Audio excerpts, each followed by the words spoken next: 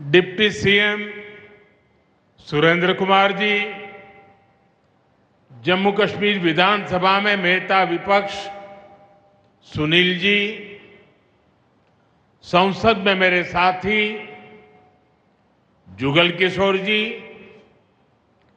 अन्य जनप्रतिनिधिगण और मेरे प्यारे भाई और बहनों,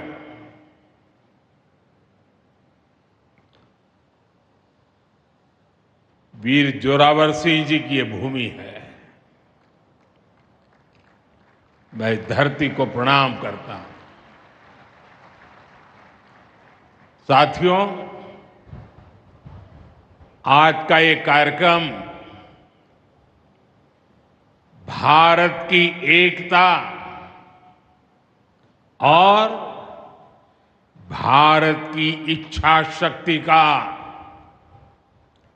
विराट उत्सव है।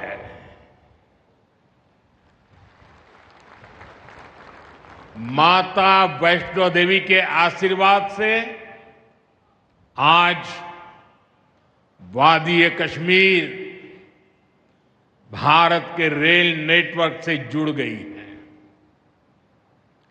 मां भारती का वर्णन करते हुए हम श्रद्धा भाव से कहते आए हैं, कश्मीर से कन्याकुमारी, ये अब रेलवे नेटवर्क के लिए भी हकीकत बन गया है। उधमपुर, श्रीनगर, बारामूला, ये रेल लाइन प्रोजेक्ट ये सिर्फ नाम नहीं है, ये जम्मू कश्मीर के नए सामर्थ्य की पहचान है। भारत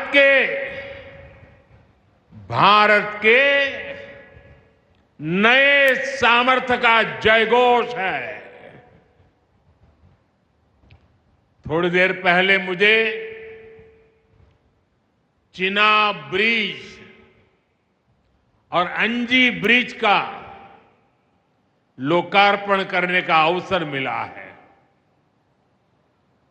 आज ही 2 नई वंदे भारत ट्रेनें जम्मू कश्मीर को मिली है। यहां जम्मू में नए मेडिकल कॉलेज का शिलान्यास हुआ है। 46,000 करोड़ रुपए के प्रोजेक्ट्स जम्मू और कश्मीर के विकास को नई गति देंगे। मैं आप सभी लोगों को विकास के नए दौर के लिए बहुत बहुत बधाई देता हूं। साथियों, जम्मू कश्मीर की अनेक पीढ़ियां रेल कनेक्टिविटी का सपना देखते देखते गुजर गई। मैं कल सीएम उमर अब्दुल्ला जी का एक बयान देख रहा था और अभी भाषण में भी बताया। वो भी बोले थे कि जब वो 7वीं 8वीं में पढ़ते थे तब से इस प्रोजेक्ट को पूरा होने का इंतजार कर रहे थे। आज जम्मू कश्मीर के लाखों लोगों का सपना पूरा हुआ है। और ये भी हकीकत है, जितने अच्छे काम है ना, वो मेरे लिए ही बाकी रहे हैं। साथियों, ये हमारी सरकार का सौभाग्य है कि इस प्रोजेक्ट ने हमारे कार्यकाल में गति पकड़ी और हमने इसे पूरा करके दिखाया।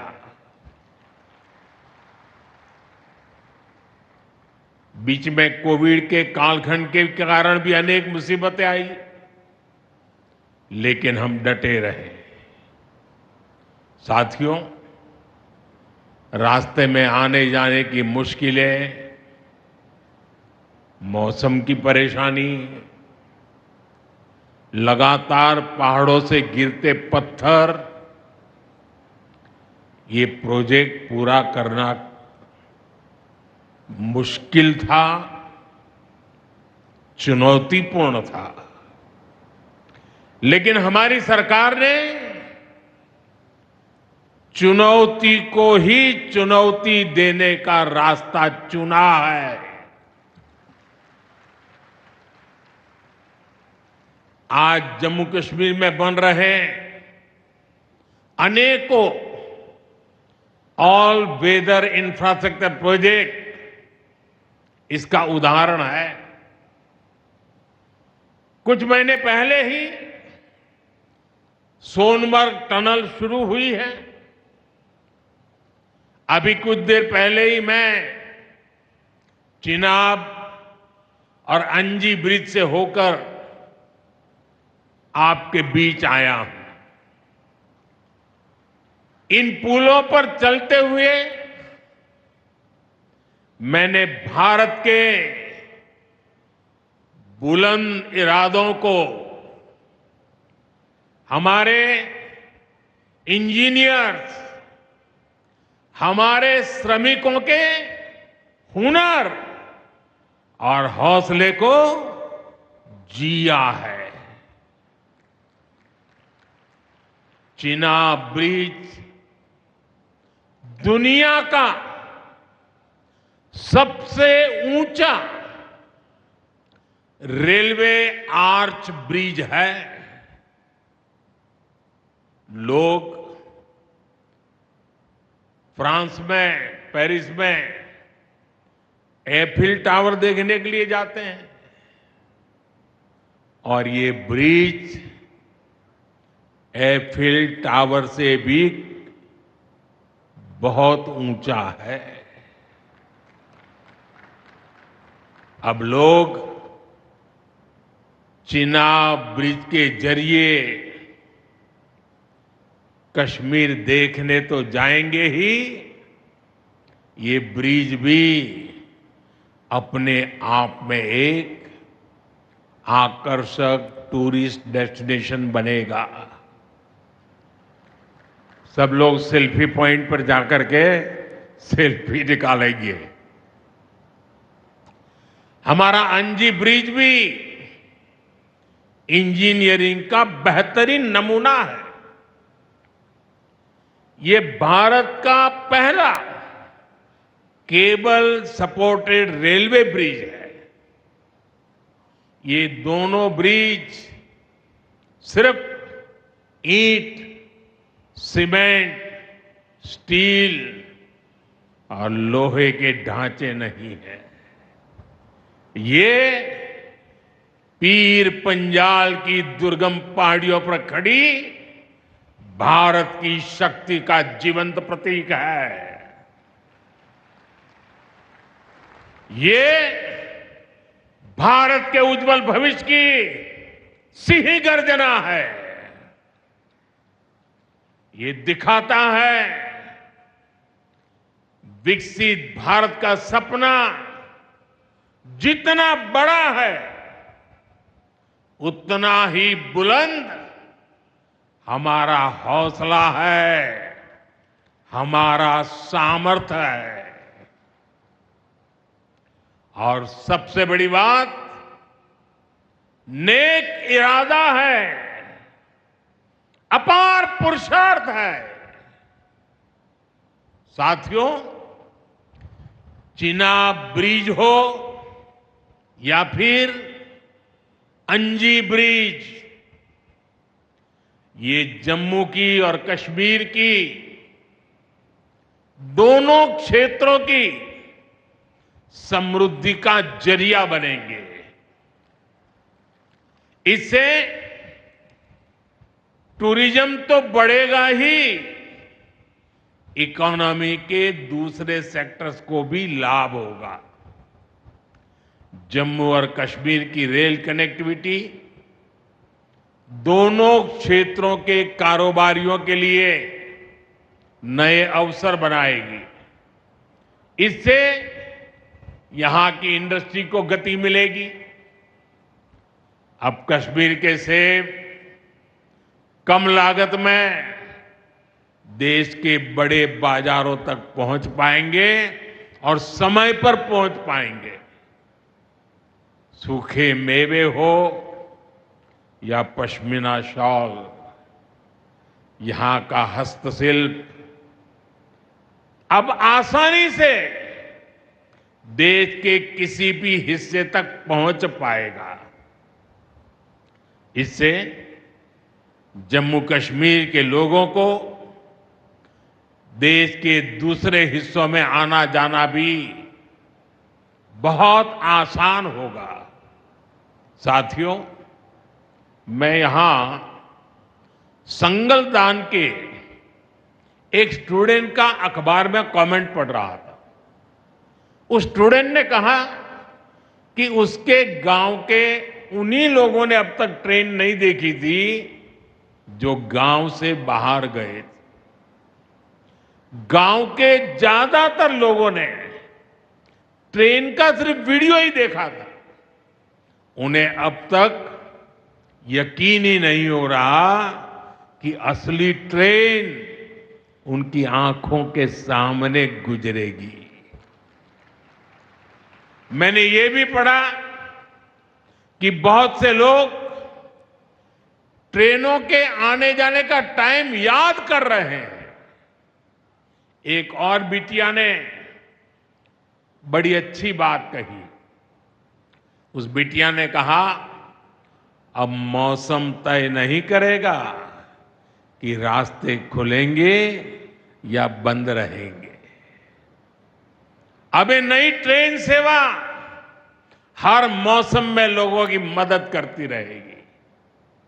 साथियों, जम्मू कश्मीर मां भारती का मुकुट है।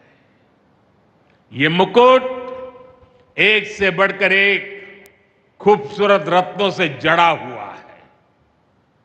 ये अलग अलग रत्न जम्मू कश्मीर का सामर्थ्य है। यहां की पुरातन संस्कृति, यहां के संस्कार, यहां की आध्यात्मिक चेतना, प्रकृति का सौंदर्य, यहां की जड़ी बूटियों का संसार, फलों और फूलों का विस्तार, यहां के युवाओं में आप लोगों में जो टैलेंट है वो मुकुट मणि की तरह चमकता है। साथियों, आप भली भांति जानते हैं, मैं दशकों से जम्मू और कश्मीर आता जाता रहा। इंटीरियर इलाकों में मुझे जाने का, रहने का अवसर मिला है। मैंने इस सामर्थ्य को लगातार देखा है, महसूस किया है, और इसलिए मैं पूरे समर्पण भाव के साथ जम्मू कश्मीर के विकास में जुटा हूं। साथियों, जम्मू कश्मीर भारत की शिक्षा और संस्कृति का गौरव रहा है। आज भारत दुनिया के बड़े नॉलेज हब में से एक हमारा जम्मू कश्मीर बन रहा है, तो इसमें जम्मू कश्मीर की भागीदारी भी भविष्य में भी बढ़ने वाली है। यहां आईआईटी, आईआईएम,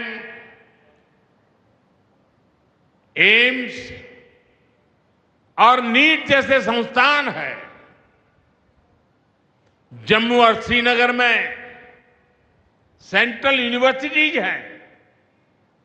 जम्मू और कश्मीर में रिसर्च इकोसिस्टम का भी विस्तार हो रहा है।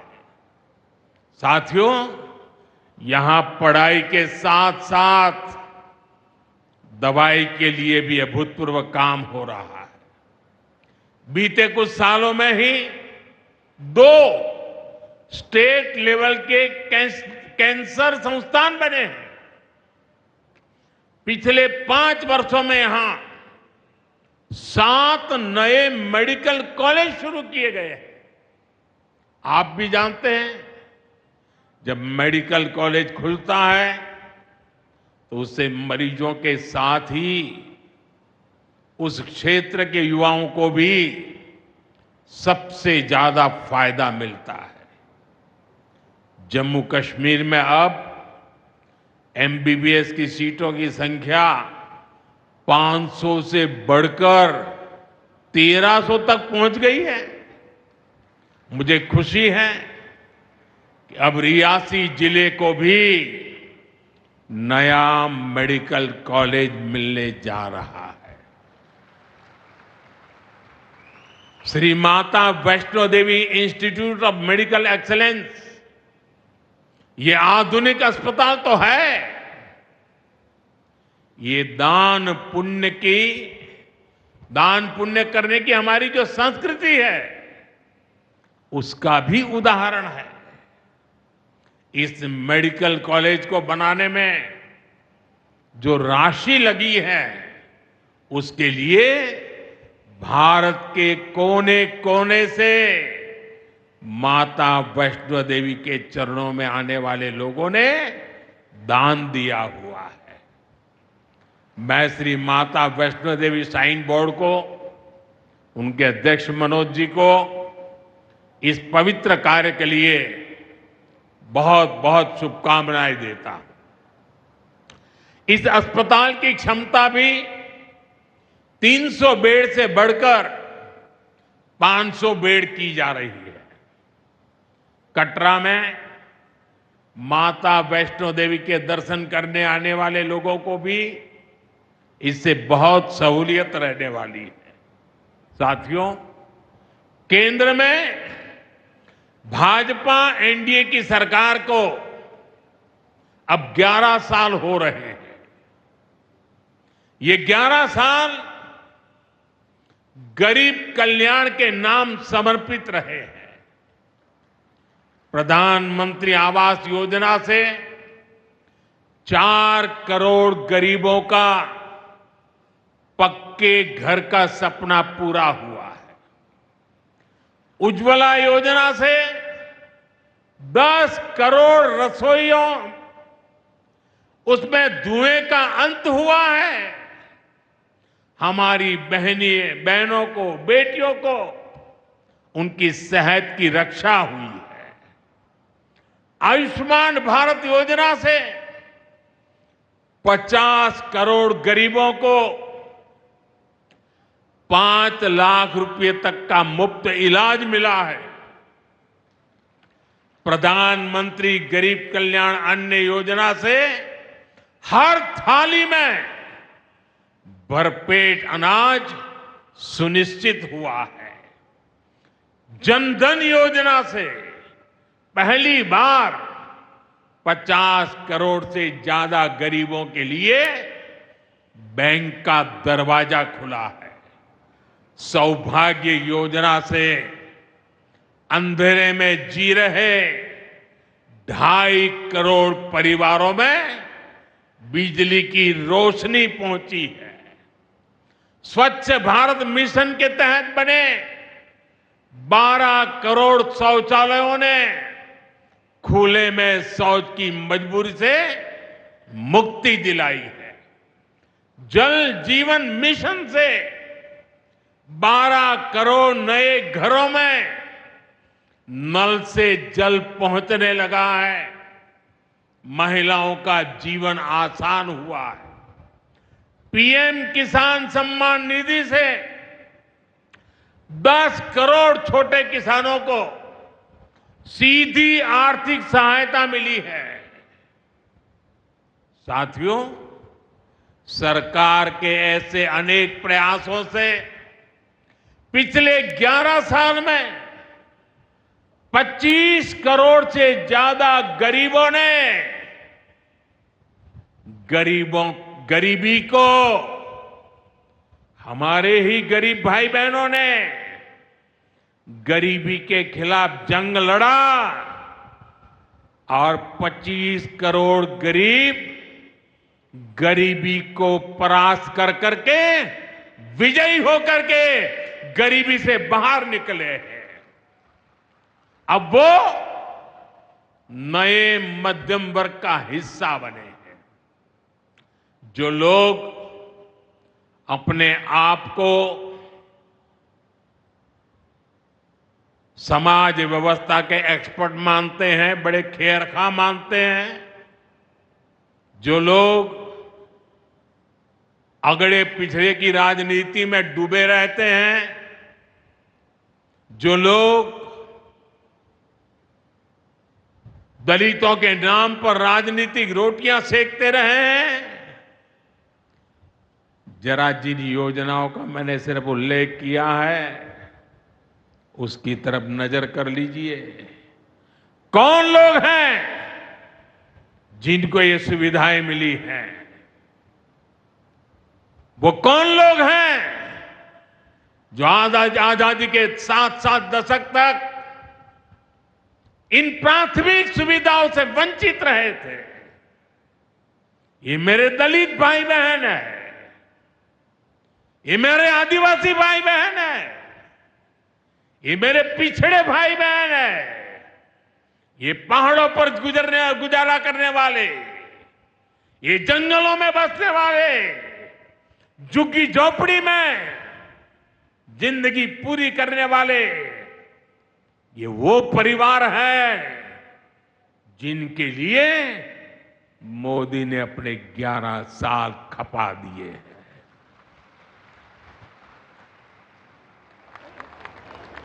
केंद्र सरकार का प्रयास है कि गरीबों को, नए मध्यम वर्ग को ज्यादा से ज्यादा ताकत दे। 1 रैंक 1 पेंशन हो, 12 लाख रुपए तक की सैलरी को टैक्स फ्री करना हो, घर खरीदने के लिए आर्थिक सहायता देना हो, सस्ती हवाई यात्रा के लिए मदद देनी हो, हर तरह से सरकार गरीब और मध्यम वर्ग के साथ कंधे से कंधा मिलाकर चल रही है।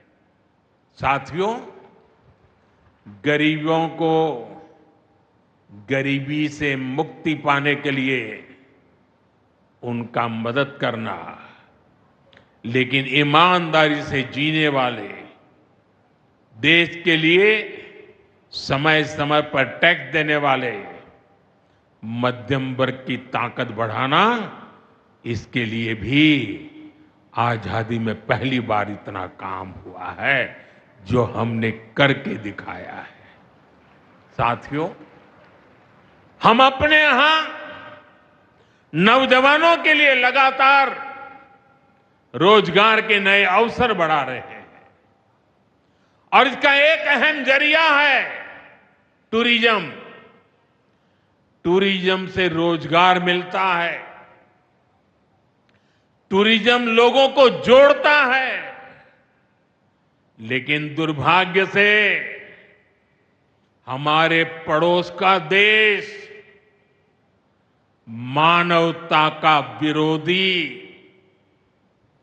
मेलजोल का विरोधी, टूरिज्म का विरोधी, इतना ही नहीं, वो ऐसा देश है जो गरीब की रोजी रोटी का भी विरोधी है।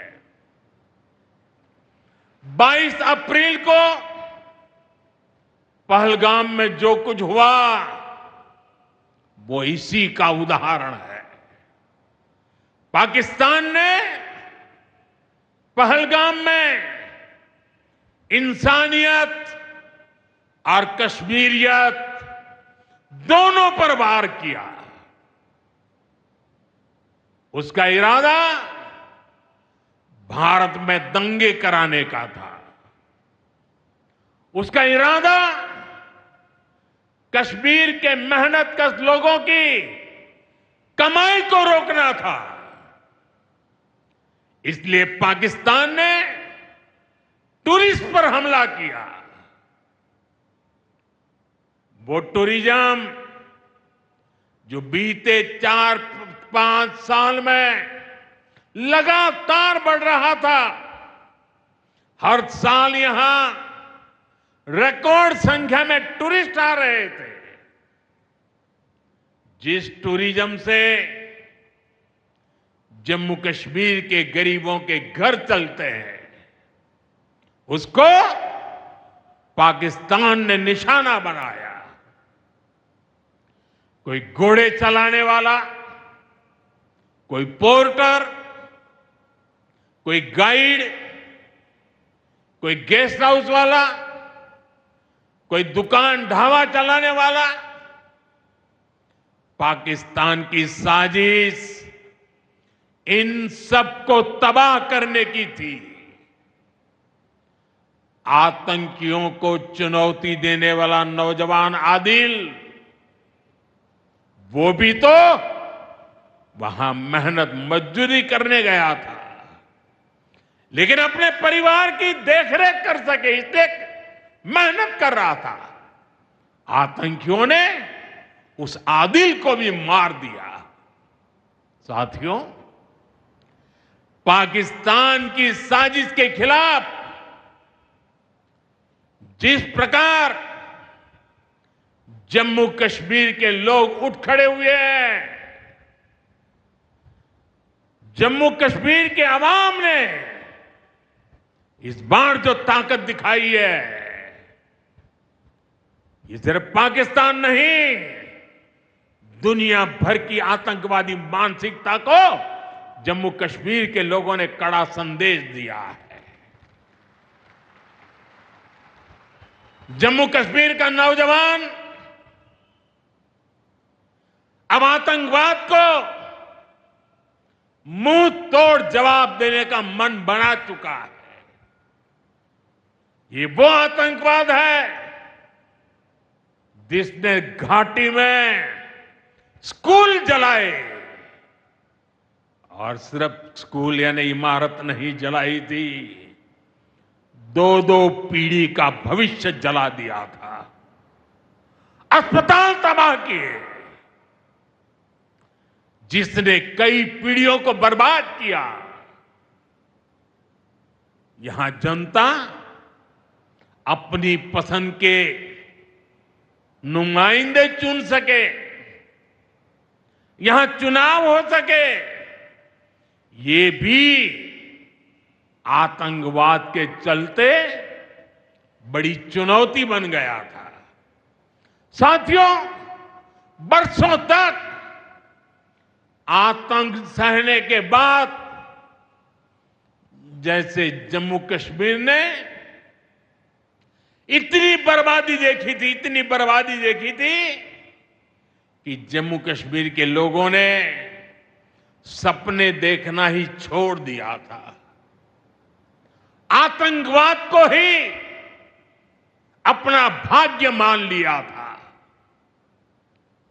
जम्मू कश्मीर को इस स्थिति से निकालना जरूरी था, और हमने ये करके दिखाया है। आज जम्मू कश्मीर का नौजवान नए सपने भी देख रहा है और उन्हें पूरे भी कर रहा है। अब कश्मीर का नौजवान बाजारों को, शॉपिंग मॉल्स को, सिनेमा हॉल को गुलजार देख करके खुश है। यहां के लोग जम्मू कश्मीर को फिर से फिल्मों की शूटिंग का प्रमुख केंद्र बनते देखना चाहते हैं। इस क्षेत्र को स्पोर्ट्स का हब बनते देखना चाहते हैं। यही भाव हमने अभी माता खीर भवानी के मेले में भी देखा है। जिस तरह हजारों लोग माता के दर पर पहुंचे, वो नए जम्मू कश्मीर की तस्वीर दिखाता है। अब 3 तारीख से अमरनाथ यात्रा भी शुरू होने वाली है। ईद की उमंग भी हम चारों तरफ देख रहे हैं। विकास का जो वातावरण जम्मू कश्मीर में बना था, वो पहलगाम के हमले से डिगने वाला नहीं है। जम्मू कश्मीर के आप सभी लोगों को और आप सबसे नरेंद्र मोदी का वायदा है। मैं यहां विकास को रुकने नहीं दूंगा। यहां के नौजवानों को सपने पूरा करने से कोई भी बाधा अगर रुकावट बनती है तो उस बाधा को पहले मोदी का सामना करना पड़ेगा। साथियों, आज 6 जून है। याद कीजिए, एक महीने पहले, ठीक 1 महीने पहले 6 मई की वो रात पाकिस्तान के आतंकियों पर कयामत बरसी थी।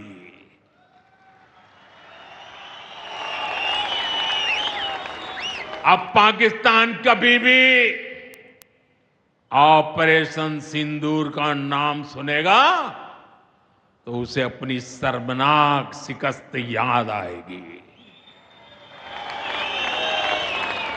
पाकिस्तानी फौज और आतंकियों ने कभी सोचा नहीं था कि भारत पाकिस्तान में सैकड़ों किलोमीटर अंदर जाकर के आतंकवादियों पर इस तरह वार करेगा।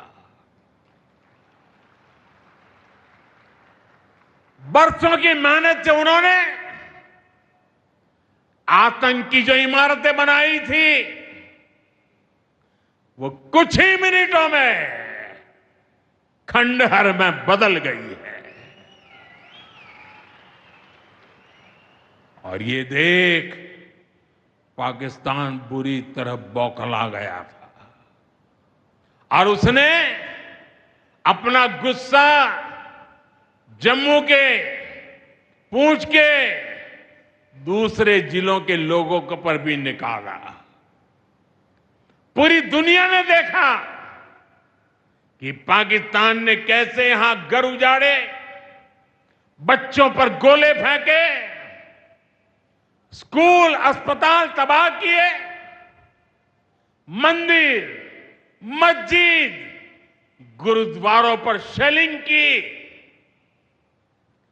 आपने जिस तरह पाकिस्तान के हमलों का मुकाबला किया वो हर देशवासी ने देखा है। इसलिए अपने परिवारजनों ने उनके साथ हर देशवासी पूरी शक्ति से खड़ा है। साथियों, जिन लोगों की क्रॉस बॉर्डर फायरिंग में मृत्यु हुई है उनके परिवार के सदस्य को कुछ दिन पहले ही नियुक्ति पत्र सौंपे गए हैं। शेलिंग से प्रभावित 2000 से ज्यादा परिवारों की तकलीफ भी हमारी अपनी तकलीफ है। इन परिवारों को शेलिंग के बाद अपने घर की मरम्मत के लिए आर्थिक मदद दी गई थी। अब केंद्र सरकार ने ये तय किया है कि इस मदद को और बढ़ाया जाए। आज के इस कार्यक्रम में मैं इसकी भी जानकारी आपको देना चाहता हूं।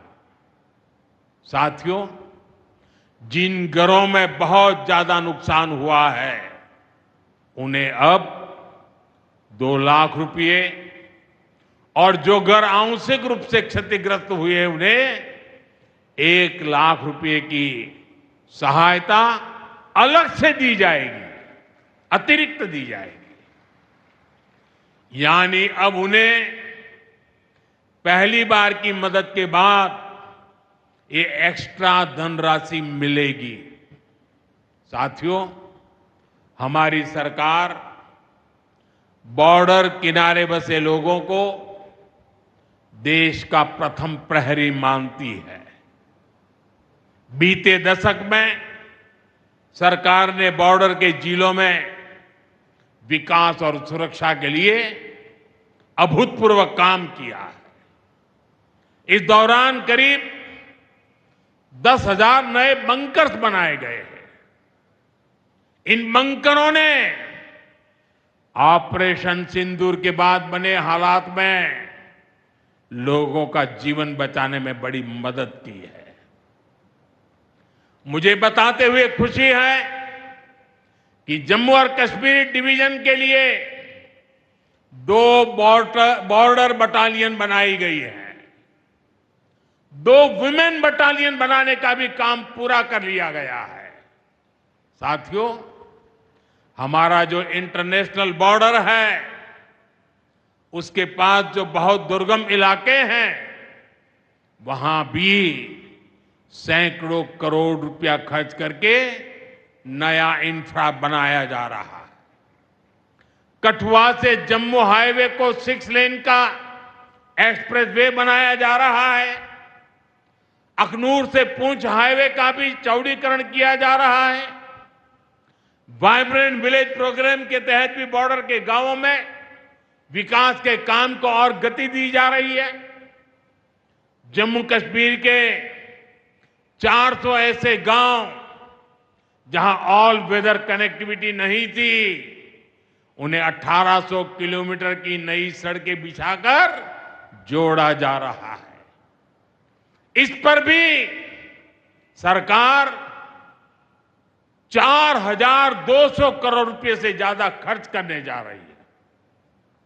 साथियों, आज मैं जम्मू कश्मीर के आप लोगों से, खासकर यहां के नौजवानों से एक विशेष आग्रह भी करने आया हूं।